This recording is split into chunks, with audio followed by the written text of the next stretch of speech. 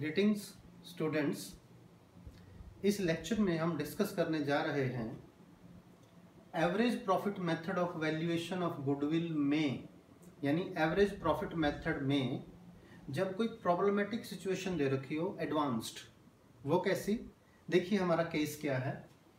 When purchase of an asset is wrongly recorded as expense, यानी पिछले सालों में प्रॉफिट गिवन है, उन पिछले सालों में हमने कोई एसेट परचेज की थी, तो हमें क्या करना चाहिए था? Asset account debit. ये तो एक रियल अकाउंट है, हम जानते हैं जब भी कोई एसेट परचेज करते हैं तो एसेट को डेबिट कर देते हैं। लेकिन हमसे मिस्टेक क्या हुई?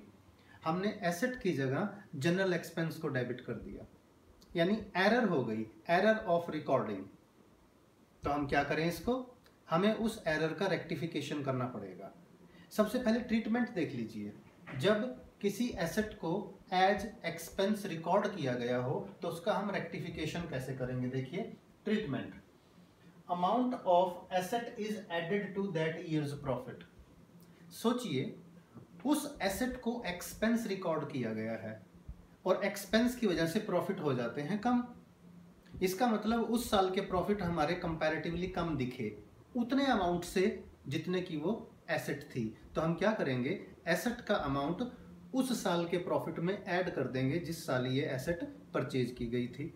मगर ध्यान रखना, जब कोई फिक्स एसेट है तो उस पर डेप्रिसिएशन भी लगेगा। एसेट की वैल्यू को ऐड करेंगे बट उस पर लगने वाला डेप्रिसिएशन प्रॉफिट में से माइनस कर दिया जाएगा। यानी एक साथ दो एडजस्टमेंट हो गई आपकी।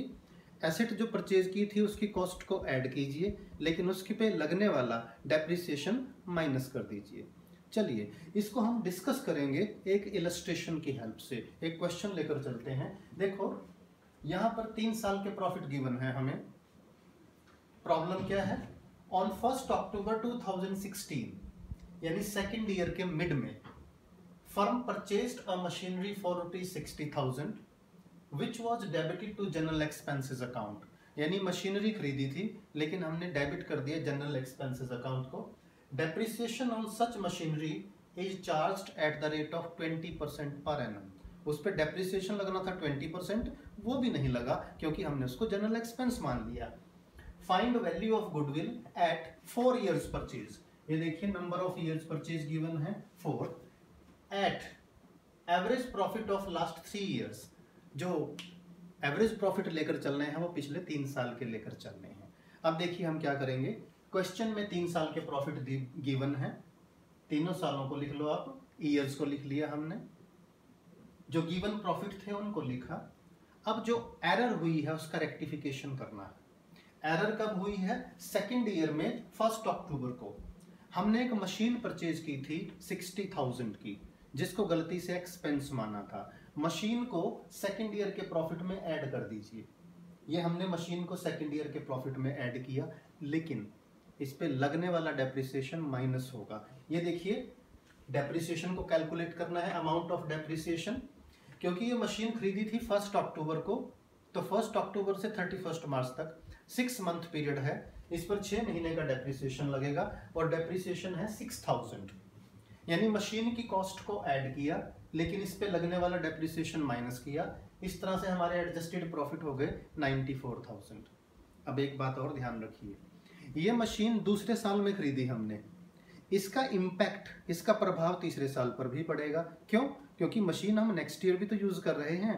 तो नेक्स्ट ईयर यानी 2017-18 में भी इस मशीन पर चार्ज होने वाला डेप्रिसिएशन हमें माइनस करना होगा। कैसे माइनस करेंगे? देखिए मशीन थी 60,000 की, जब ये खरीदी डेप्रिसिएशन कितना लगा? 6,000। 60 में से 6 माइनस कर दो तो मशीन की कॉस्ट कितनी रह गई? 54,000। ध्यान से देखिए, मशीन थी 60,000 की, फर्स्ट ईयर इस पे डेप्रिसिएशन लगा 6,000, तो मशीन की कॉस्ट कम होकर कितनी रह गई? 54,000।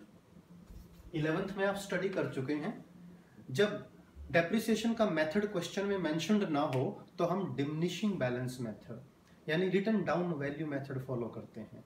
अब मशीन की रिटन डाउन वैल्यू क्या है? देखिए फर्स्ट ईयर थी 60,000, डेप्रिसिएशन माइनस होने के बाद रह गई 54,000। तो सेकेंड ईयर यानी जिस साल मशीन खरीदी थी उससे अगले साल जो डेप्रिसिएशन लगेगा वो रिटर्न डाउन वैल्यू पे लगेगा, यानी उसकी जो घटी हुई वैल्यू है। मशीन रह गई थी 54,000 की, इस बार पूरे साल का डेप्रिसिएशन लगेगा 10,800। तो 2017-18 के प्रॉफिट में से जो डेप्रिसिएशन है 10,800, इसे माइनस कर दीजिए, माइनस कर दिया और ये हमारे एडजस्टेड प्रॉफिट आ गए। अब इन तीनों प्रॉफिट का टोटल किया, टोटल प्रॉफिट हो गया हमारा 3,22,200। यानी हमने अब तक क्या किया, मशीन की जो एक एरर हुई थी उसको रेक्टिफाई किया।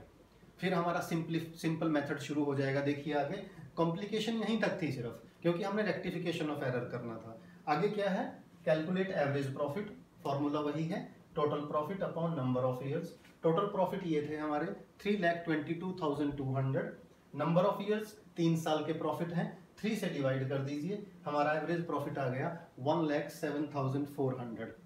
लास्ट में गुडविल की वैल्यू कैलकुलेट करें, average profit multiplied by number of years purchased. Number of years purchased already given है 4, तो ये जो एवरेज प्रॉफिट आया था इससे नंबर ऑफ ईयर्स परचेज्ड को मल्टीप्लाई करें। इस तरह से वैल्यू ऑफ गुडविल आ जाएगी ₹5,29,600।